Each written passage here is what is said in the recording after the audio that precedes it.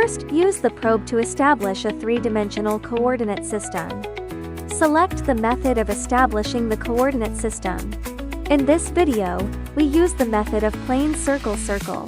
Then use the probe to extract elements according to the prompts in the software. During the programming process, it is necessary to set go-to points to determine the measuring path of the probe, ensuring that the probe does not collide with the workpiece.